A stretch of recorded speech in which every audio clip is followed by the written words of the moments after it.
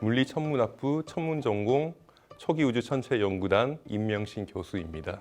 연구 시작은 이제 은하의 진화에 대해서 연구를 하고 있고요. 그걸 하다 보니까 중력 렌즈 연구, 관측 우주론 연구 그런 식으로 이제 또 연구 분야가 넓어졌고요. 최근에는 퀘이사 연구, 그다음에 돌발 천체라고 해서 초신성과 같이 갑자기 나타나는 천체들, 그런 천체를 갖다가 또 연구하고 있습니다. 그리고 이제 그런 일을 하려다 보니까 세계 각지에 여러 가지 망원경을 갖다가 또 설치를 해야 되는 그런 천문기기 연구도 하고 있고요. 그걸 하다 보니까 최근에는 중력파와 전자기파를 사용해서 동시에 천체를 관측한다는 다중신호 천문학이라는 연구도 하고 있습니다.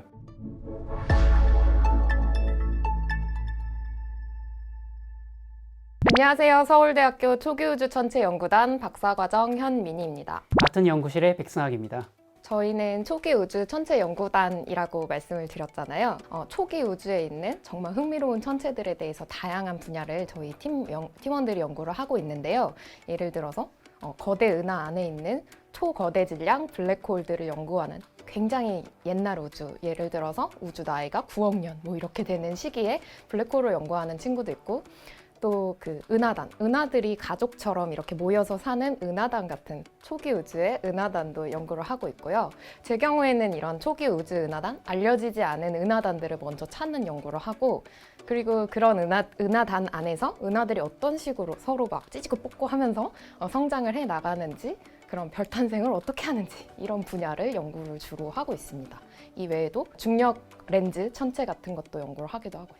이 현민희 선배께서는 이제 숨어 있는 보물을 찾는 그런 탐험가라고 하면, 저희는 도망가는 보물을 빠르게 찾는 게 저의 분야입니다. 예를 들어서 좀 정적여 보이는 우주에도 매일매일 초신성 같은 폭죽이 계속 터지고 있습니다.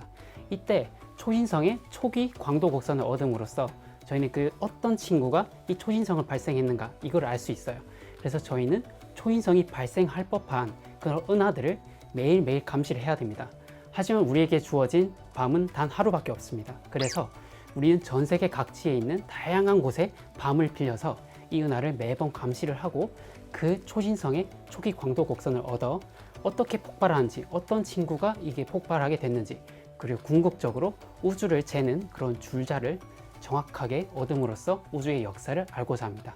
그리고 두 번째로는 중력파의 소스를 저희가 찾는 거를 하고 있는데요. 2017년에는 중력파와 전자기파가 동시에 관측됨으로써 중력파 다중신호 천문학이라는 시대가 개관됐습니다.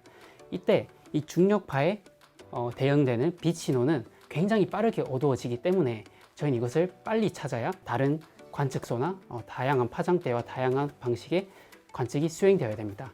그래서 이걸 빨리 찾기 위해 저희는 저희가 가지고 있는 시설을 사용하여 이것을 빨리 찾고 그 빛을 분석을 하는 그런 중요한 역할을 하고 있습니다. 저희는 그 관측을 정말 많이 하는 팀이라서 한국에서 가히 그 관측 천문학을 하는 학생들 중에 전 세계에 정말 다양한 크고 작은 망원경들을 이용하는 팀이라고 할 수 있어요. 그래서 관측 경험이 진짜 풍부합니다. 네, 일단 관측이 진짜 많아서 운전면허가 있으면 진짜 좋습니다. 관측 다닐 때. 산이 오지에 있으니까. 그리고 이제 뭐 잠을 못 자는 경우가 너무 많고, 또 해외 가면은 또 식습관 이런 것도 막 바뀌잖아요.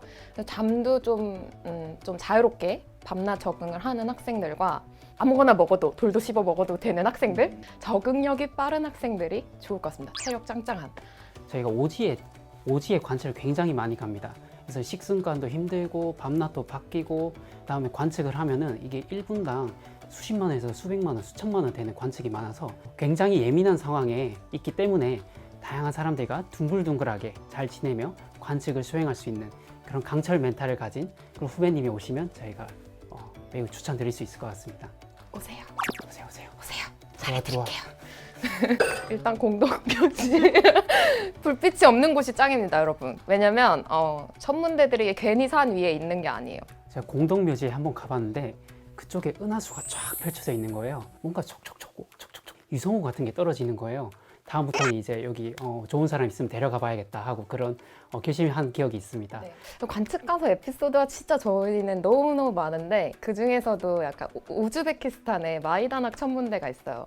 근데 거기는 푸세식 화장실인데 천문대에서 관측을 하다가 화장실을 가려면 한 10분을 걸어가야 돼요. 근데 거기가 밤에는 전등도 없고 해서 휘 하는 그런 바람 소리가 막 나는 진짜 무서워요. 밑에서 손이 쑥 나올 것 같은데 거기에 이제 같이 저희 선배 두 분이서 안 친한 선배 둘이서 관측을 갔다가 너무 무서우니까 같이 화장실을 가자고 막 이렇게 한 거예요.